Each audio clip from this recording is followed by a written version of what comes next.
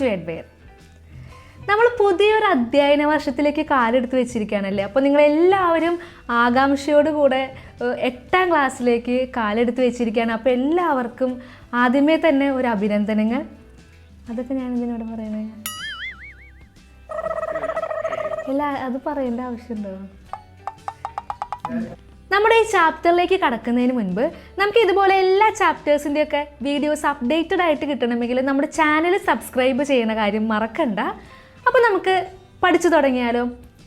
നമ്മളിന്ന് പഠിക്കാൻ പോകുന്നത് ബയോളജിയിലെ 1ാമത്തെ ചാപ്റ്റർ ആണെന്ന് ഞാൻ നേരത്തെ പറഞ്ഞു. അതിനു മുന്നേ എന്താണ് ഈ ബയോളജി? കഴിഞ്ഞ കൊല്ലം വരെ നമ്മൾ ബേസിക് സയൻസ് എന്ന് പറഞ്ഞ എല്ലാം ഒരുമിച്ചാണ് പഠിച്ചത്. അപ്പോൾ ഈ കൊല്ലം ഞാൻ പറഞ്ഞു ബയോളജി, ഫിസിക്സ്, കെമിസ്ട്രി എന്നിങ്ങനെ തിരിച്ചാണ് പഠിക്കുന്നത്. എന്താണ് ബയോളജി? ജീവശാസ്ത്രം എന്ന് നമ്മൾ മലയാളത്തിൽ പറയും.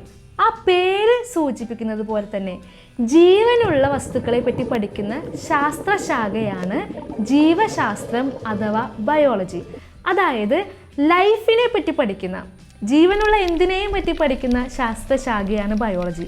അപ്പോൾ അതിൽ നമ്മൾ മനുഷ്യരുൾപ്പെടില്ലേ? തീർച്ചയായും നമ്മൾ മനുഷ്യരുണ്ടാവും, മൃഗങ്ങളുണ്ടാവും, നമ്മുടെ സസ്യലതാദികളുണ്ടാവും, ചെടികൾ, പൂക്കൾ, അങ്ങനെ എല്ലാം വരുന്ന ഒരു ശാസ്ത്രശാഖയാണ് ബയോളജി. നമ്മളിനി അടുത്ത വലിയ വലിയ ക്ലാസ്സുകളിലോട്ട് ചെല്ലുന്തോറും ഇതിൻ്റെ കുറച്ചുകൂടെ വൈഡർ ആയിട്ടുള്ള സബ്ജക്റ്റുകളൊക്കെ നമ്മൾ പഠിക്കും. എന്തായാലും ഈ കൊല്ലം നമ്മൾ ബേസിക് ആയിട്ടുള്ള കാര്യങ്ങളാണ് പഠിക്കുന്നത്. അപ്പോൾ നമ്മുടെ 1ാമത്തെ chapter lives mysteries in little chambers അഥവാ കുഞ്ഞറയ്ക്കുള്ളിലെ ജീവരഹസ്യങ്ങൾ. നല്ല രസമാണല്ലോ ആ പേര് കേൾക്കാൻ. അതുപോലെ തന്നെ വളരെ ഇൻട്രസ്റ്റിംഗ് ആണ് നമ്മുടെ ഈ ഒരു ചാപ്റ്റർ. നമ്മൾ ഇതിനു മുൻപ് പഠിച്ച കാര്യങ്ങളുടെയൊക്കെ ഒരു കണ്ടിന്യൂഷൻ തന്നെയാണ് നമ്മൾ ഈ ചാപ്റ്ററിൽ പഠിക്കുന്നത്. സെല്ല് എന്താണ്, കോശം നമ്മൾ കേട്ടിട്ടുണ്ടല്ലേ. സെല്ല് എന്താണ്, സെല്ലിൻ്റെ ഫങ്ഷൻസ് എന്തൊക്കെയാണ്, അതെങ്ങനെയാണ് കണ്ടുപിടിച്ചത്, ആരൊക്കെയാണ് അത് കണ്ടുപിടിച്ചത്, അത് കണ്ടുപിടിക്കുന്നതിന് സഹായകമായ കാര്യങ്ങൾ എന്തൊക്കെയായിരുന്നു, അങ്ങനത്തെ കുറച്ച് ബ്യൂട്ടിഫുൾ ആയിട്ട് കാര്യങ്ങളാണ് നമ്മൾ ഈ ചാപ്റ്ററിൽ പഠിക്കാൻ പോകുന്നത്. അതിനു മുന്നേ നമുക്ക് ഈ സെല്ല് കണ്ടുപിടിക്കാൻ ഉപയോഗിച്ച ഒരു വസ്തുവിനെ പറ്റി ഇന്നത്തെ ക്ലാസ്സിൽ പഠിക്കാം. നമ്മൾ ഇന്ന് ഈ ചാപ്റ്ററിൽ ആദ്യമായിട്ട് ഡിസ്കസ് ചെയ്യാൻ പോകുന്നത് മൈക്രോസ്കോപ്പുകളെ കുറിച്ചിട്ടാണ്. നിങ്ങൾ മൈക്രോസ്കോപ്പ് എന്ന് പറഞ്ഞ വേർഡ് കേട്ടിട്ടുണ്ടാവും അല്ലേ? ഒന്നില്ലെങ്കിൽ ചിലപ്പോൾ നമ്മൾ ഒരു പക്ഷേ കണ്ടിട്ടുണ്ടാവും. നമ്മൾ ഈ ബ്ലഡ് ടെസ്റ്റ് ചെയ്യാൻ പോകുന്ന ലാബുകളിൽ, അല്ലെങ്കിൽ നമ്മുടെ സയൻസ് ലാബിൽ, നമ്മുടെ സ്കൂളിൽ തന്നെയൊക്കെയുള്ള സയൻസ് ലാബുകളിലൊക്കെ നമ്മൾ ഈ മൈക്രോസ്കോപ്പിനെ കണ്ടിട്ടുണ്ടാവും. അപ്പോൾ നമ്മുടെ ആദ്യത്തെ ചാപ്റ്ററിൽ നമ്മൾ ഈ മൈക്രോസ്കോപ്പ് എന്താണ്, ഇത് എന്തിനാണ് ഉപയോഗിക്കുന്നത്, ഇതിൽ ഓരോ പാർട്സ് എന്തൊക്കെയാണ്, ആ പാർട്സിൻ്റെ ഫങ്ഷൻസ് എന്തൊക്കെയാണ് തുടങ്ങിയ കാര്യങ്ങളൊക്കെയാണ് നമ്മൾ ഈ വീഡിയോയിൽ ഡിസ്കസ് ചെയ്യാൻ പോകുന്നത്. അപ്പോൾ വരൂ നമുക്ക് മൈക്രോസ്കോപ്പ് എന്താണെന്ന് നോക്കാം. നമുക്കാദ്യം ഐ പീസ് എന്താണെന്ന് നോക്കാം. ആ പേര് സൂചിപ്പിക്കുന്നത് പോലെ തന്നെ നമ്മൾ നോക്കാനായി ഉപയോഗിക്കുന്ന ഭാഗമാണ് ഐ പീസ് എന്ന് പറയുന്നത്.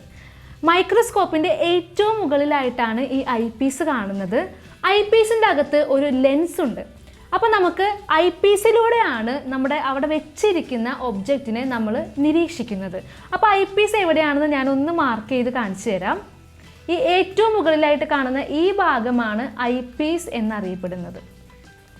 നമ്മുടെ മൈക്രോസ്കോപ്പിൻ്റെ ഈ ചിത്രത്തിലേക്കൊന്ന് സൂക്ഷിച്ചു നോക്കിയാൽ നമുക്ക് ചക്രം പോലെ ഇരിക്കുന്ന 2 ഭാഗങ്ങളെ കാണാം.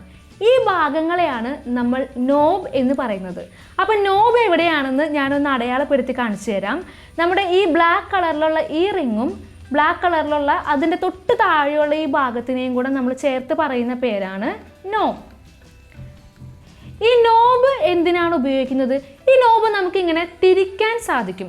അപ്പോൾ ഈ നോബ് തിരിച്ച് ഈ ഐ പീസിൻ്റെ നീളം അഡ്ജസ്റ്റ് ചെയ്യാൻ വേണ്ടിയിട്ടാണ് നമ്മൾ ഈ നോബ് ഉപയോഗിക്കുന്നത്.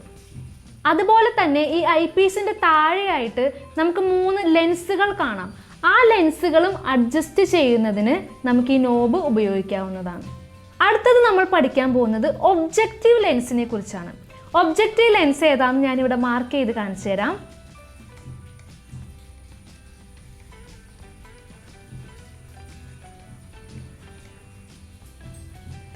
ഈ ഭാഗത്തെയാണ് നമ്മൾ ഒബ്ജക്റ്റീവ് ലെൻസ് എന്ന് പറയുന്നത്.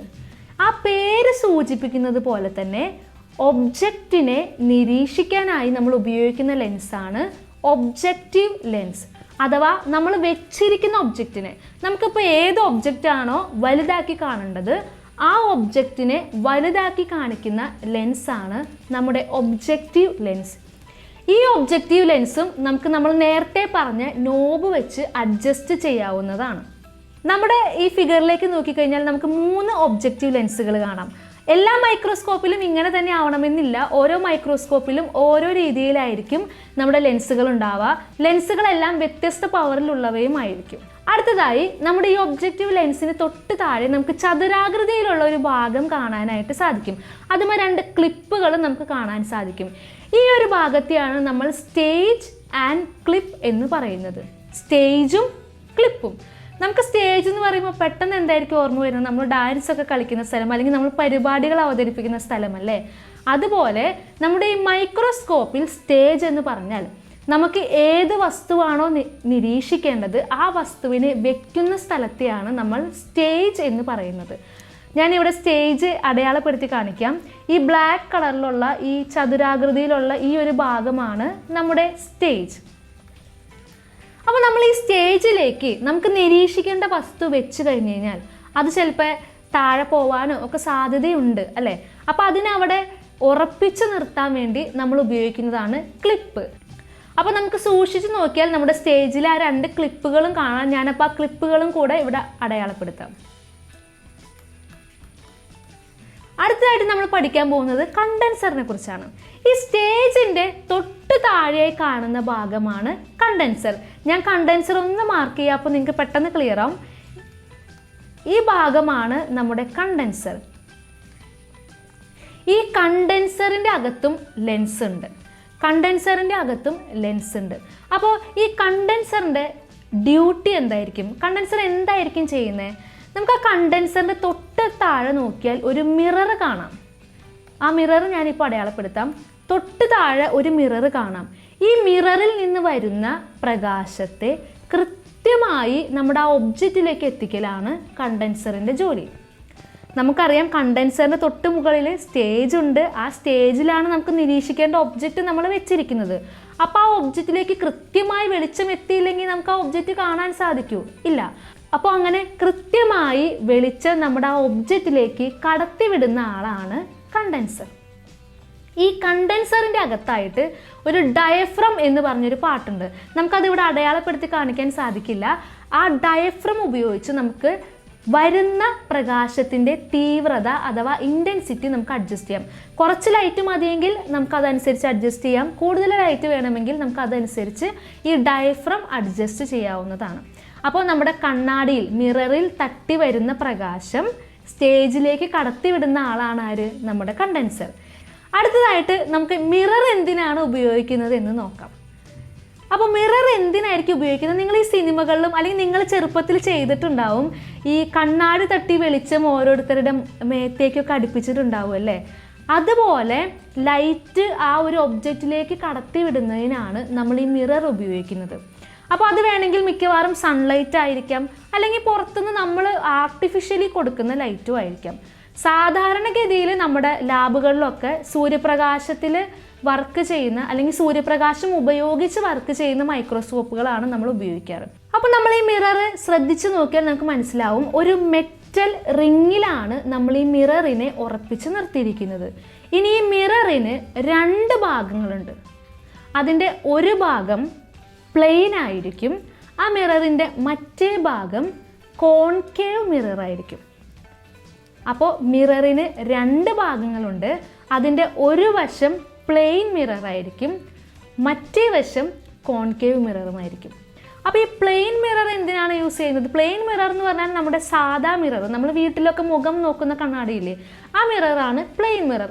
അതെന്തിനായിരിക്കും ഉപയോഗിക്കുന്നത്? സൺലൈറ്റിനെ തട്ടി ആ ഒബ്ജക്റ്റിലേക്ക് കടത്തിവിടാനാണ്, അല്ലെങ്കിൽ കണ്ടൻസറിലേക്ക് കടത്തിവിടാനാണ് പ്ലെയിൻ മിറർ ഉപയോഗിക്കുന്നത്. കോൺകേവ് മിറർ എന്തിനായിരിക്കും ഉപയോഗിക്കുന്നത്? ഇനിയിപ്പോൾ സൺലൈറ്റ് ഇല്ല എങ്കിൽ നമ്മൾ എന്ത് ചെയ്യും? ആർട്ടിഫിഷ്യലായിട്ട് നമ്മൾ ഏതെങ്കിലും രീതിയിൽ ലൈറ്റ് കൊടുക്കും അല്ലേ? കൃത്രിമമായിട്ട് നമ്മൾ ലൈറ്റ് കൊടുക്കും. അങ്ങനെ വരുന്ന ആർട്ടിഫിഷ്യൽ ലൈറ്റിനെ കണ്ടൻസറിലേക്ക് വിടാനാണ് കോൺകേവ് മിറർ ഉപയോഗിക്കുന്നത്. അപ്പോൾ നമ്മുടെ മിററിൽ 2 വശങ്ങളുണ്ട്. സൺലൈറ്റിനെ റിഫ്ലക്റ്റ് ചെയ്യുന്നതിന് വേണ്ടി പ്ലെയിൻ മിററും ആർട്ടിഫിഷ്യൽ ലൈറ്റിനെ റിഫ്ലക്റ്റ് ചെയ്യുന്നതിന് വേണ്ടി കോൺകേവ് മിററും. അപ്പോൾ നിങ്ങൾക്ക് എല്ലാ ഭാഗങ്ങളും ക്ലിയർ ആയി എന്ന് ഞാൻ വിചാരിക്കുന്നു. ഇനിയും ഒരുപാട് ഭാഗങ്ങൾ നമ്മുടെ മൈക്രോസ്കോപ്പിൽ പഠിക്കാനുണ്ടെങ്കിൽ നമുക്ക് മെയിനായിട്ട് ഇത്രയും ഭാഗങ്ങളാണ് 8ാം ക്ലാസ്സിൽ പഠിക്കാനുള്ളൂ. അപ്പോൾ ഞാൻ ഒന്നുകൂടെ റിപ്പീറ്റ് ചെയ്യാം. ഏറ്റവും മുകളിലായിട്ട് നമ്മൾ ഐ പീസിൻ്റെ കാര്യം പറഞ്ഞു. ഐ പീസ് എന്തിനാണ്?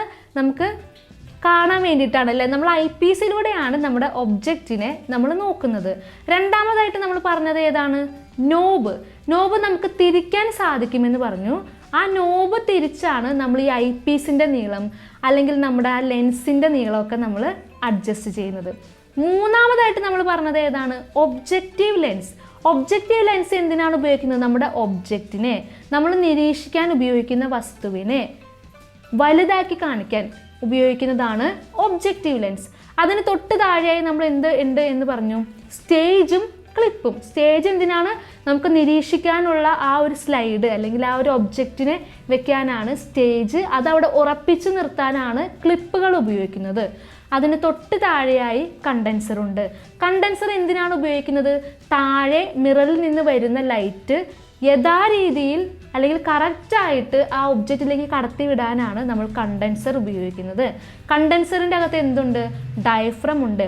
ഡയഫ്രം ഉപയോഗിച്ച് നമുക്ക് വരുന്ന പ്രകാശത്തിൻ്റെ തീവ്രത നിയന്ത്രിക്കാനായിട്ട് സാധിക്കും. ഇൻറ്റൻസിറ്റി ഉള്ള ലൈറ്റ് വേണമെങ്കിൽ ഡയഫ്രം അതിനനുസരിച്ച് അഡ്ജസ്റ്റ് ചെയ്യാം.